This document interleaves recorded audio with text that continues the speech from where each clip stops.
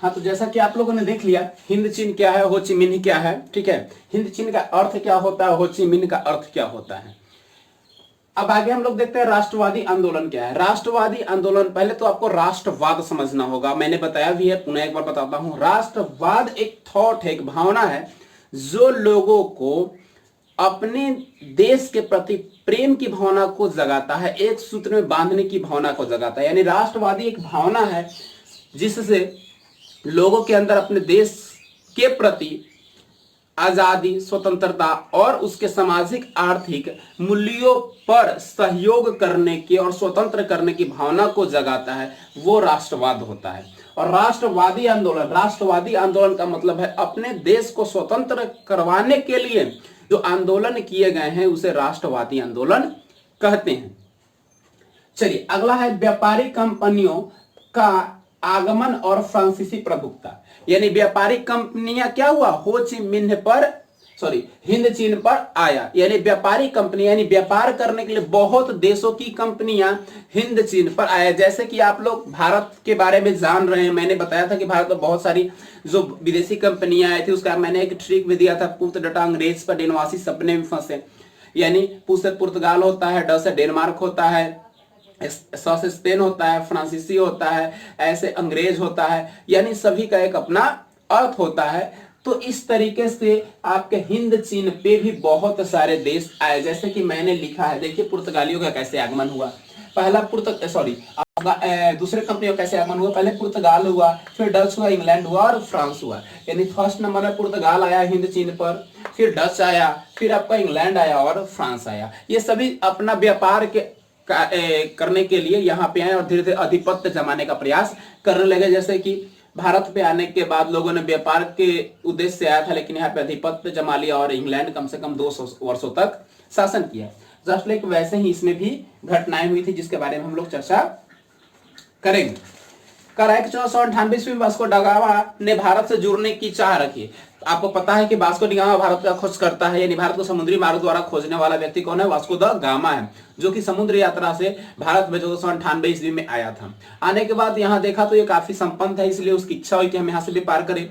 तो वो पुनः यहाँ से चला गया और 4 वर्ष बाद 1502 ईस्वी में पुनः भारत आया, भारत से व्यापार करना शुरू कर दिया। तो ये आया था जब 1498 ईस्वी में, तो उसे हिंद चीन मार्ग से होते हुए भारत आया था और भारत में वो संबंध बना के गया कि हम आएंगे आपके यहाँ व्यापार करने।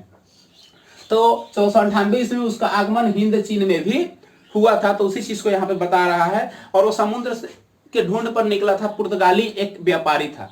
यानी वास्को द गामा क्या था, एक पुर्तगाली व्यापारी था जो भारत के साथ साथ दक्षिण पूर्वी एशियाई देशों से जुड़े थे। यानी भारत से तो जुड़ा ही था व्यापार के लिए, दक्षिण पूर्व एशियाओं से भी देशों से भी जुड़ा हुआ था। कहा कि 1510 ईस्वी में मलक्का इसका प्रमुख केंद्र बना और हिंद चीन के देशों के साथ व्यापार करना शुरू कर दिया। यानी मलक्का में इन्होंने 1510 ईस्वी में अपना व्यापारिक केंद्र बनाया, यानी सेंट्रल ऑफिस बनाया और दक्षिण चीन के शहरों से या दक्षिण एशिया के शहरों से व्यापार करना शुरू कर दिया। इसके बाद कहा है कि स्पेन आया, डच आया, इंग्लैंड और फ्रांसी का भी आगमन हुआ।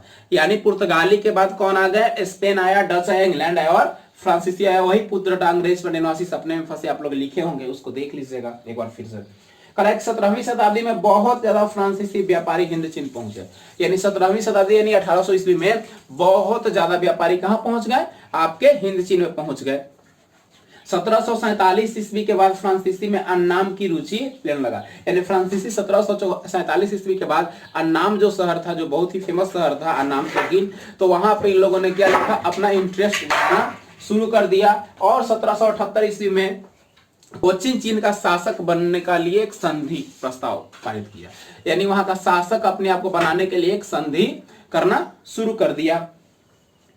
फिर कह रहा है कि पुनः 1862 ईस्वी में अन्नाम में सैन्य बल से संधि करने के लिए बाध्य हो गया। यानी अपनी सैनिक के ताकत पर इसको मजबूर करके वहां पे शासक बनने के लिए तैयार हुआ। क्योंकि दो तरीके से, या तो स्वभाव से या फिर प्रभाव से, दो तरीके से शासक लोग बनता है।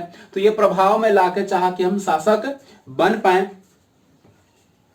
और उसके अगले वर्ष का राय कंबोडिया को भी संरक्षण में ले लिया। यानी उसके अगले वर्ष पहले तोकिन पे आक्रमण करके वहां पे सैन्य बल से और उस वहां का शासक बन गया, उसको अपने अधीन कर लिया। और फिर पुनः क्या किया, तोकिन को भी, कंबोडिया के बाद तोकिन को भी अपना अधिकार बना लिया। 1783 ईस्वी में तोकिन पर अपनी सेना प्रवेश कर, यानी अन्नाम, तोकिन और कंबोडिया, ये तीनों शहरों पर फ्रांसीसी ने अपना अधिकार बना लिया। इस तरीके से 20वीं शताब्दी के आरंभ में पूर्ण यानी पूरे के पूरे हिंद चीन पर फ्रांसीसियों का अधिकार था, यानी उसका प्रमुख शहर को कब्जा कर लिया, यानी पूरे के पूरे हिंद चीन पर भी कब्जा हो गया फ्रांसीसियों का।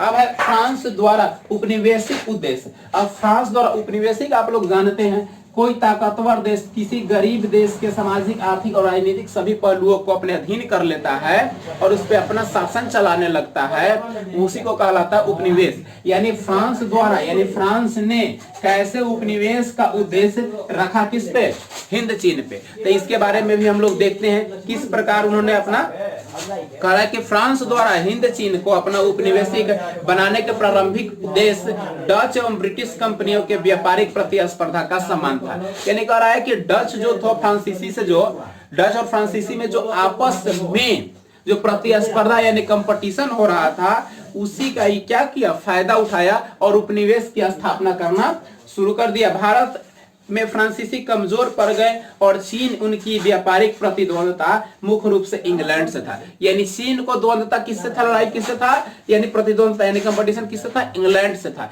इसलिए भारत में फ्रांसीसी की स्थिति कमजोर पड़ गई और वो क्या किया, पुर्तगाली को हरा के वहां पे अपना स्वराज, अपना शासन स्थापना करने के पीछे लग गया। देखिए इधर दिया हुआ है कब कब किसकी अधीनता हुई। कोचिन चीन पर इसकी अधीनता हो गई 1862 ईस्वी में, किसका, फ्रांस का।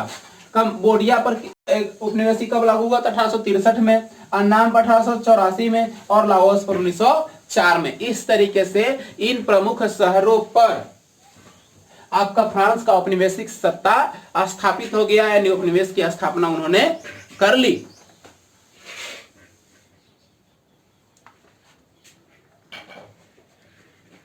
इसी के तहत एक और चीज सामने आके उभरा, एक तरफा अनुबंध व्यवस्था क्या है। बार बार क्वेश्चन पूछता है, चाहे वो मॉडल पेपर हो, एग्जाम में भी पूछता है।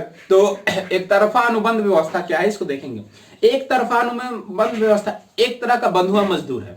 बंधुआ मजदूर कहने का मतलब है कि आप उसके अधीन है, जैसे वो कहेगा वैसे आपको चलना, यानी जस्ट लाइक अ गुलाम। यानी एक तरफा अनुबंध व्यवस्था क्या है, एक बंधुआ मजदूर है, वहां मजदूरों का कोई अधिकार नहीं था, जबकि मालिक की असीम अधिकार प्राप्त थे। यानी मजदूर के पास कोई अधिकार नहीं था, जो मालिक आपको कहता है वो आपको करना पड़ेगा। इसी पद्धति को कहते हैं एक तरफा अनुबंध व्यवस्था, यानी आप उसके अधीन है, आप चाह के भी कुछ नहीं कर सकते हैं। एक और प्रश्न आता है ऑब्जेक्टिव में बार बार, हिंद चीन पे बसने वाला सबसे पहला फ्रांसीसी को क्या कहा जाता है। तो हिंद चीन में आके जो फ्रांसीसी लोग पहले बसे थे वो अपने आप को क्लोन कहते थे, क्लोन। तो याद रखिएगा ऑब्जेक्टिव का क्वेश्चन है, हिंद चीन में सबसे पहले आके बसने वाले लोग को क्या कहते थे, क्लोन कहते थे। अगला है हिंद चीन में राष्ट्रीयता का विकास, यानी हिंद चीन में राष्ट्रीयता का विकास कैसे हुआ। राष्ट्रीयता वही आजादी वाली, यानी हिंद चीन को आजाद करने के लिए किस तरीके से विकास का क्रम चला, तो देखते हैं। इस पर हम लोग ध्यान देते हैं। कहा कि हिंद चीन में फ्रांसीसी औपनिवेशिक समय समय पर विद्रोह का सामना करना पड़ा, प्रारंभिक दिनों में ये झेलना पड़ा। यानी कह रहा है जैसे भारत में हमारे यहाँ इंग्लैंड का शासन था, तो लगातार लोगों ने 1857 का युद्ध हुआ और उससे पहले प्लासी का युद्ध हुआ, बक्सर का युद्ध हुआ, बहुत सारे ऐसे युद्ध हुए। उसके बाद फिर महात्मा गांधी का आगमन हुआ, उसके बाद बहुत सारे और भी आंदोलन किए गए, रैलियां किए गई, सत्याग्रह की गई, जिसके कारण यहाँ पे लगातार विद्रोह होता रहा। अंग्रेजों के विरुद्ध लोग विद्रोह करते रहे। वैसे जस्ट लाइक इसमें भी विद्रोह की शुरुआत हो चुकी थी। 20वीं शताब्दी के शुरू में यह मुखर होने लगा, यानी बहुत ज्यादा होने लगा। अब छोटे छोटे मामले पे भी लोग क्या हो सकते थे, असंतोष प्रकट करते थे। यानी छोटा भी कोई बात होता था, लोग क्या हो जाते थे, एक्टिव हो जाते थे और लोग उसका विरोध करते थे। 1903 ईस्वी में फान साउ एक व्यक्ति हैं, उन्होंने दुई तान होई नामक क्रांतिकारी संगठन की स्थापना की। मैंने लिखा है फान साउ द्वारा दुई तान होई नामक एक क्रांतिकारी संगठन की स्थापना 1903 ईस्वी में की गई। बोल सकता है कि दुई तान होई नामक क्रांतिकारी संगठन की स्थापना किसके द्वारा की गई या कब की गई। तो ये दोनों का दोनों ऑब्जेक्टिव महत्वपूर्ण है, इसलिए इसको नोट जरूर करेंगे। इसके बाद कह रहा है कि नवा क्रांतिकारी संगठन की स्थापना की जिसका नेता कुआन थे। पूछ सकता है कि फान बोई चाउ ने जिस क्रांतिकारी दल का गठन किया उसका नेता कौन थे, या फिर दुई तान होई के क्रांतिकारी संगठन के संस्थापक कौन थे, तो कुआन थे। ठीक है, इसके संगठन के संस्थापक कौन थे, कुआन थे।